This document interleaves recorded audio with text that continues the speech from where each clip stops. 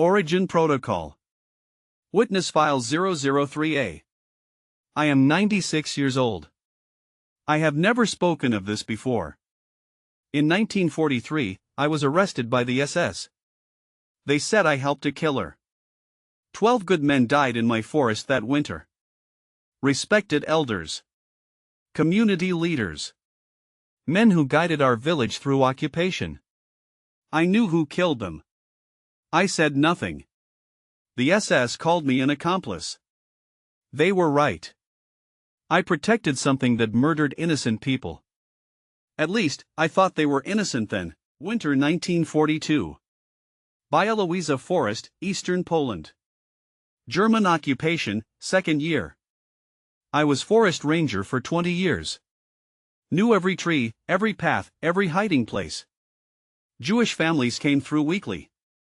Partisans used my trails. Germans patrolled irregularly. We survived by silence. Then she arrived.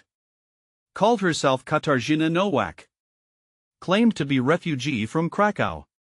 Old woman, bent back, walking stick. Village elders welcomed her.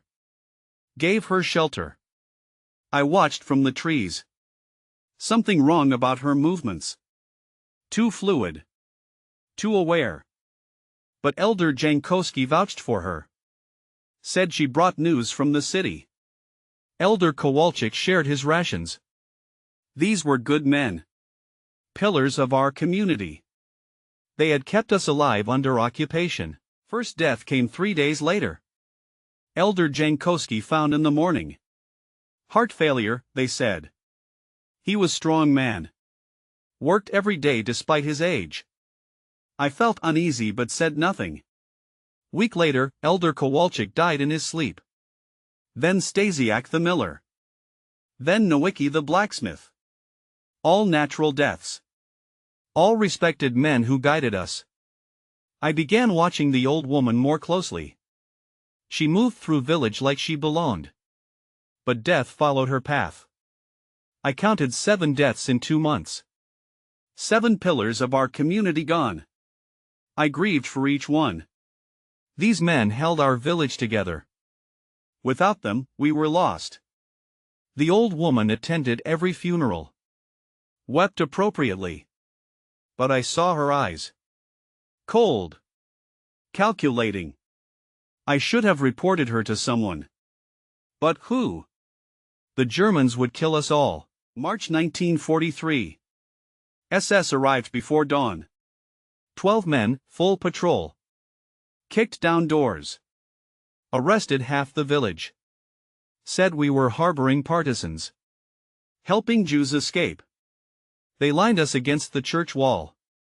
I knew we were dead. Hauptscharführer Klaus Weber read our crimes. Aiding enemies of the Reich. I thought of the old woman. Her killings had weakened us. Made us vulnerable. Without our elders, no one to negotiate. No one to protect us. Weber demanded names. Who was helping partisans? Who was hiding Jews? The old woman stood with other women. Silent. Watching. I wanted to scream at her. Point and shout. You did this. You killed our protectors. Left us defenseless. But I stayed silent. Even then, even hating her, I could not betray her. Some loyalty runs deeper than rage. Weber pulled out folder. We know everything, he said. Opened first document. List of names. Jewish families reported to SS by Jankowski. Dates. Addresses. 23 people deported because of his information. Second document. Kowalczyk's reports on partisan movements. Patrol routes. Safe houses. Third document. Stasiak selling grain records to identify black market traders. Fourth document. Nowicki reporting which villagers had weapons. Each man I grieved for. Each death I mourned. Everyone was Gestapo informant. Weber smiled. Your protectors worked for us. I could not speak. Could not breathe. Every tear I shed was for betrayers. Every prayer was for collaborators. Men who smiled at Jewish children. Then reported their hiding places. Weber continued reading names. All 7 dead men. All 7 were informants. The old woman had killed our betrayers. Not our protectors. Weber demanded answers. Where is partisan radio? Who guides Jews through forest? I knew the answers. I had helped them all. Hidden families. Past messages. Guided refugees to safety. Every night for 2 years. Weber grew impatient. Pressed gun to my head. Talk or die. I looked at the old woman again. She was watching me. Not pleading. Not threatening. Just watching. Waiting for my choice. Then I understood. She knew about my activities. Had seen me guide families. Could have killed me too. Chose not to. A predator showed me mercy. That mercy was not kindness. It was judgment. She had decided I was worth keeping alive. Weber cocked his pistol. Last chance. I met the old woman's eyes. Shook my head. I know nothing. Weber cursed. Struck me with gun but he did not shoot. 3 days in custody. No food. Little water. Weber interrogated us daily. Same questions. Same threats. On 4th morning, commotion outside. Shouting. Gunfire. Weber ran out with 2 men. Never came back. Guard told us later.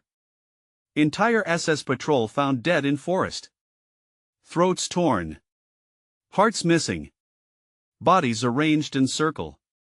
Like ritual. Like message. Documents scattered around corpses. Evidence of their crimes. Lists of informants.